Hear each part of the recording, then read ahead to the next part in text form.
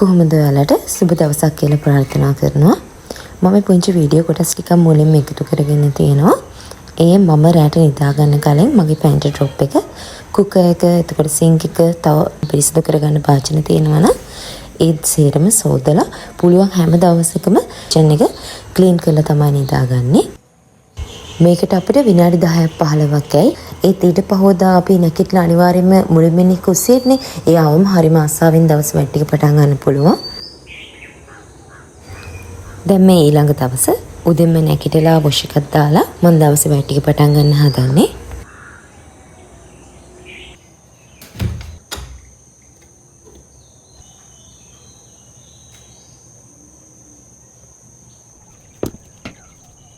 අපි උදෙන්ම නැගිට්ටම තේ කිරිපිටි වර්ග බොනවා හරිම අඩුයි. මේ වගේ දේවල් තමයි හදලා බොන්නේ. හස්බන්ඩ් ඔෆිස් යන කලින් මම මේ ඩ්‍රින්ක් එක හස්බන්ඩ් හදලා දෙන්න හදන්නේ.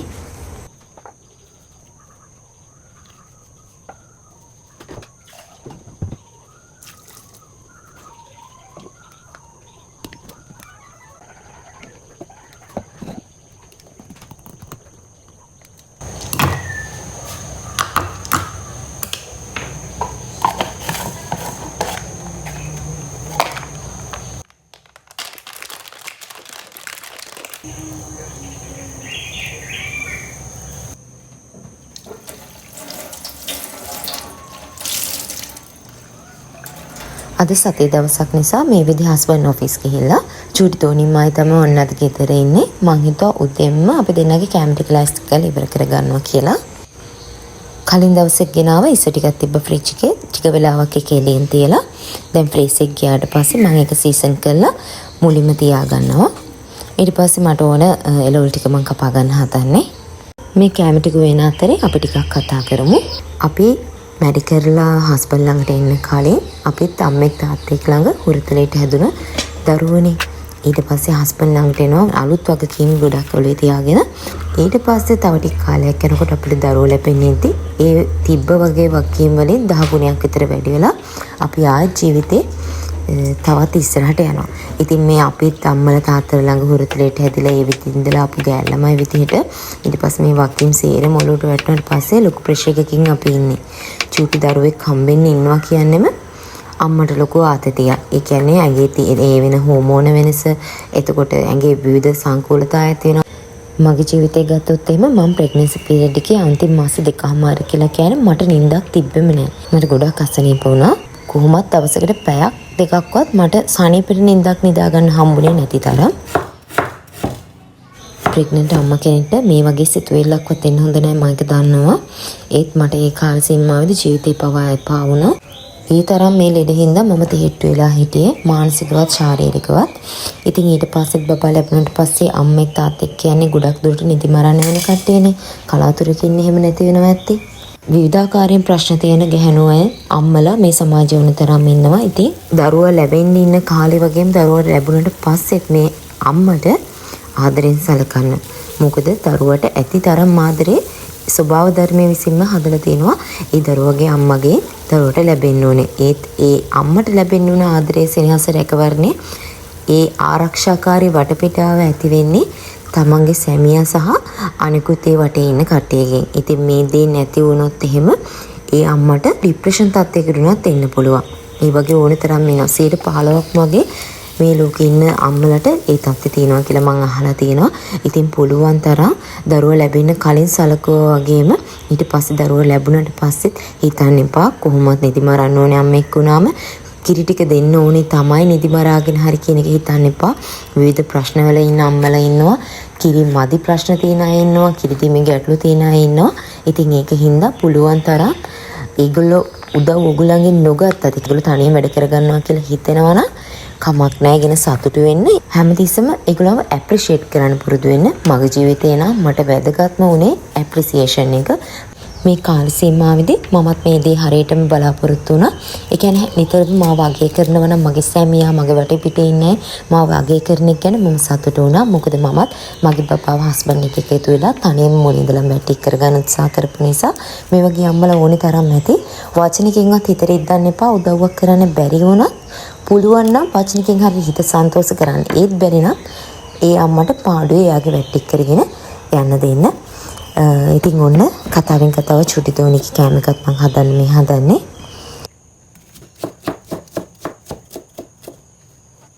අද මම එයාට රාබු අල එකතු කරගත්ත සුප් එකක් තමයි උදේ කෑමට ලෑස්ති කරගන්නේ.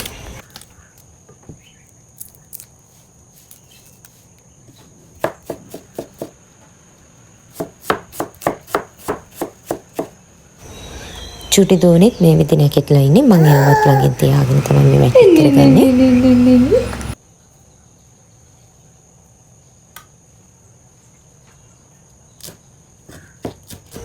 පිරිසිදු තෙල් ටිකක් නැත්නම් බටර් ටිකක් එකතු කරගෙන අපි ලුණු සුදු ලුණු කරපිංචා මේ ටික තෙම්පරාදු කරගන්නවා. ඒත් එක්කම එළවලු ටික එකතු කරගන්නවා. මම එකතු කරගන්නේ අල කෑල්ලකුත් ඒ වගේම රාබු කෑල්ලකුත්. මේ ටික වෙලා තෙලෙන් තෙම්පරාදු කරලා වතුර ටික එකතු කරලා මේක හොඳට තම්බ ගන්නවා. හොඳට තැඹුණාට පස්සේ අපිට තියෙන උකු පොකට් එකතු කරලා මේක වැඩි ගෙන්දරේ ඉක්මනට රත් කරගන්න. ලිප ඔෆ් කරලා අපිට කැමති පලා වර්ගයක් එකතු කරගන්න පුළුවන් මේ වෙලාවේ. ඊට පස්සේ අපිට තියෙන බ්ලෙන්ඩර් කරලා බබාට දෙන්න. මගේ බබා හරිම ආස වුණා. මේ මාත් ෆස්ට් ටයිම් තමයි බබාට හදලා දුන්නේ. රෙසිපි එකක් දැකලා ඇත්තටම හරිම රසයි. චීස් දෙන බබෙක් නම් මේ සුප් එකට අපිට චීස් කෑල්ලක් එකතු කරලා දෙන්න පුළුවන්. මේක මම මේ විතරමේ කැබලි හිටින්න තමයි බ්ලෙන්ඩ් කරගත්තේ. ඔයගොල්ලෝ බබාට දෙන විදියට හදාගන්න සුප් එක. බබා ගුඩේ කෑම එක තියලා දැන් බබත් එක්ක ටිකක් සෙල්ලම් කරලා එයා තියලා මං ආවා අනිත් කෑම ටික හදාගන්න මගේ.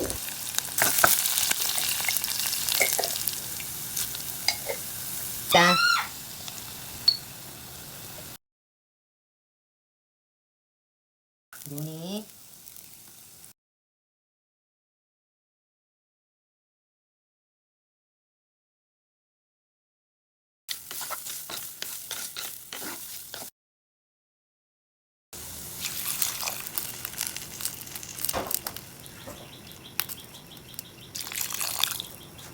apa sih kan? Ini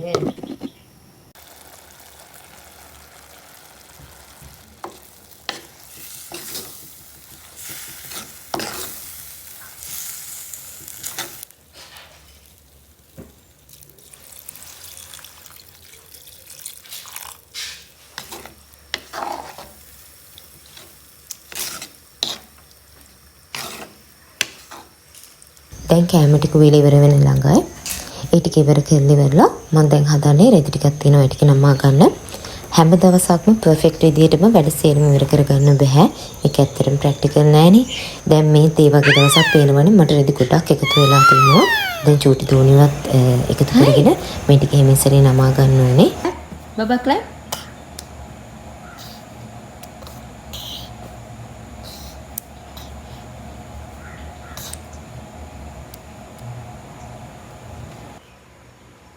Doni. Oh, ini untuk baba. Ini nama Anna. Ini untuk ini.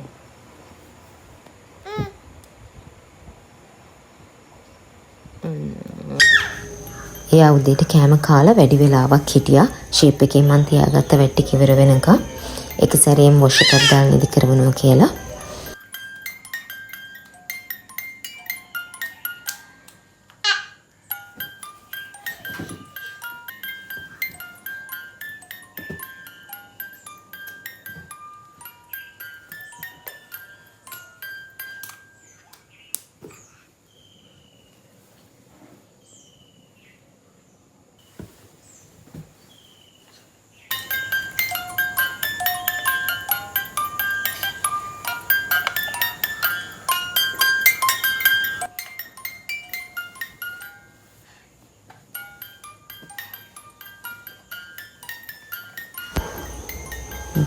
දඟලලා ඔන්න දැන් ඉදි කරව ගත්තා.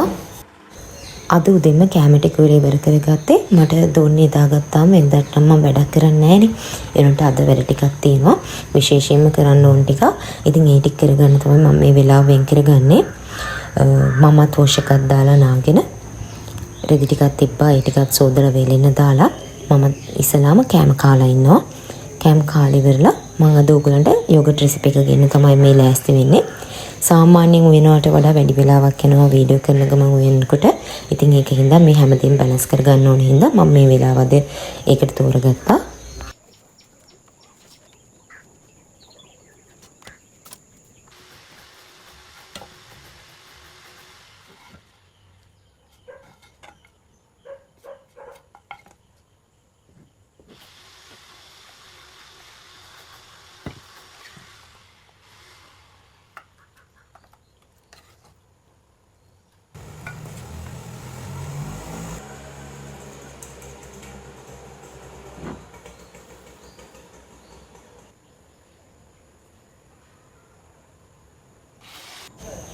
මේ යෝගට් එක හදන්න සාමාන්‍යයෙන් අපි යෝගට් හදන්න පාවිච්චි කරනවා කියලා කියනවා ජෙලටින්, සීනි, ලුණු, ඒ වගේම ෆ්ලේවර්ස් වර්ග සහ කලරින් වර්ග.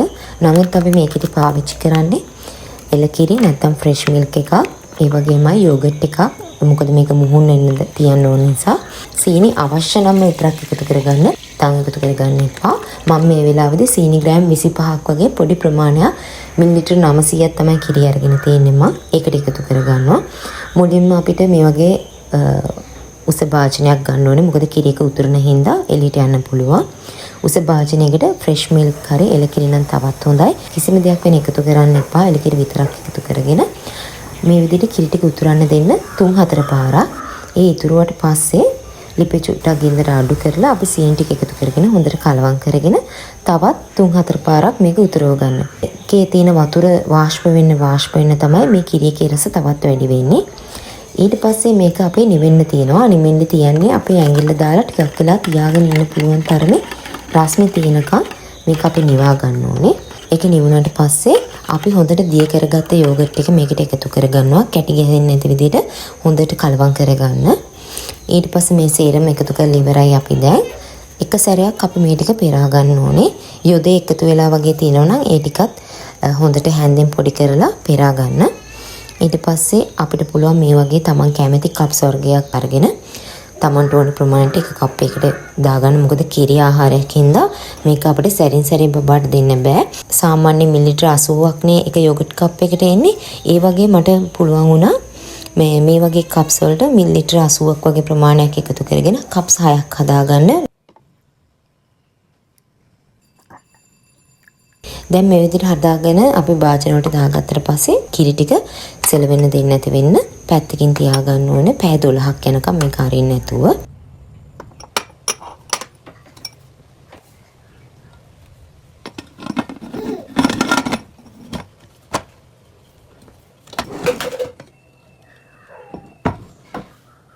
මේ ඉදිරියට තියාගත්ත කිරි එක තමයි මම පැය 12කට 13කට විතර පස්සේ උගලන්න පෙන්නන්නේ.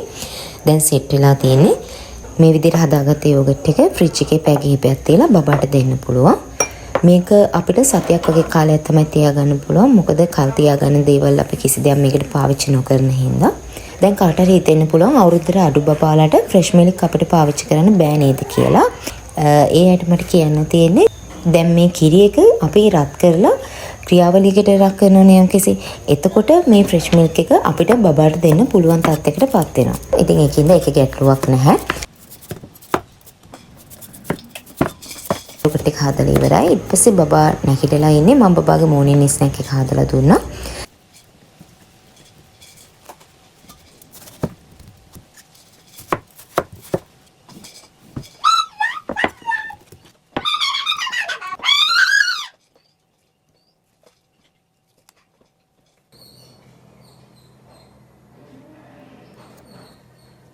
දැන් බබාගේ දවල් කෑම එක ලෑස්ති කරගන්න හදන්නේ.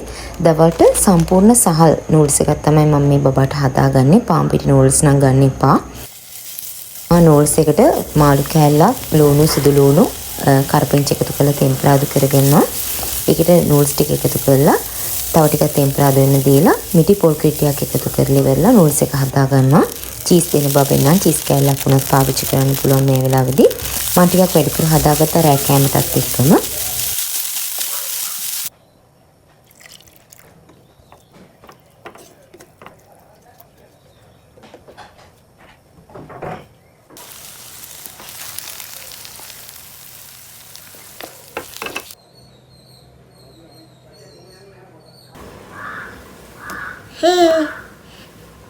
දුව ගන්නවද මැනික? දුව ගන්නවද? දැන් මේ කෑම කාලා වොෂ් එකක් දාලා හවස නැප් එක ගන්න හදන්නේ බබා. මං අද උදේ වරුවෙත් බබා නිදාගත්තාම වැඩ ටිකක් කරපු නිසා මං හිතුවා හවස ටිකක් ෆ්‍රී එකේ ඉන්නවා කියලා.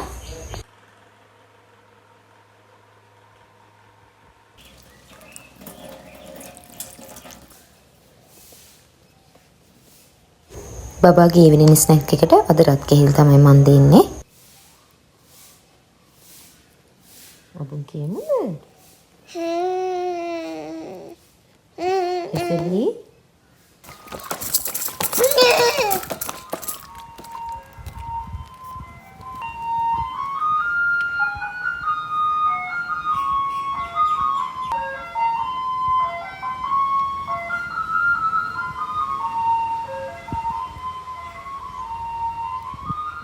කවුද පුතේ ගියේ?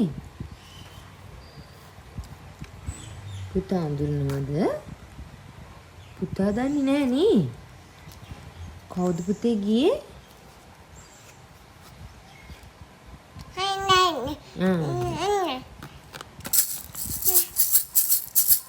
ඉතින් අපි හැමෝම ඉවසමු. අපි හැමෝටම අමාරු කාලේ එනවා.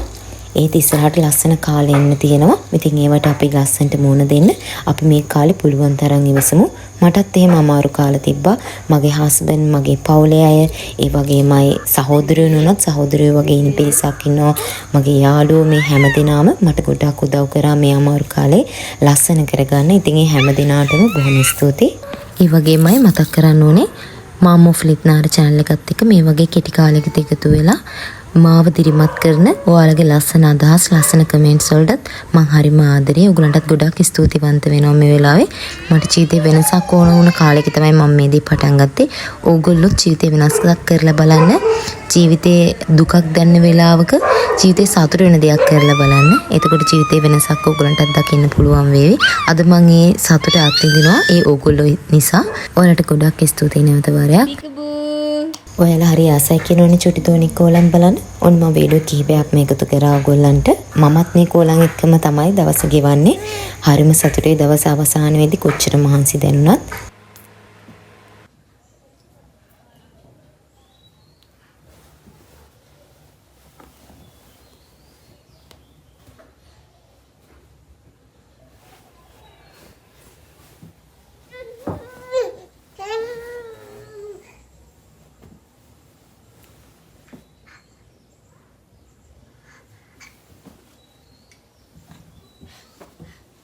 එන්නේ කිව්ව මොහොමද එන්නේ?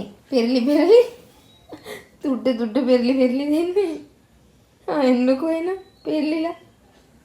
කුමාරි එන්නකෝ. Come.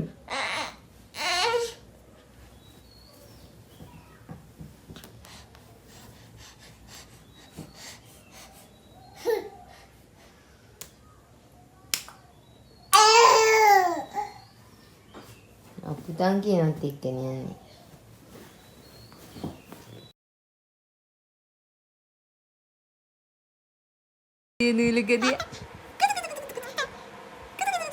රෑ කැමරට මම බබාට නූල්ස් එක දෙනවා කියලා හිතන් හිටියත් නූල්ස් එක කවන්න හැදුවා. කෑවෙම නැහැ.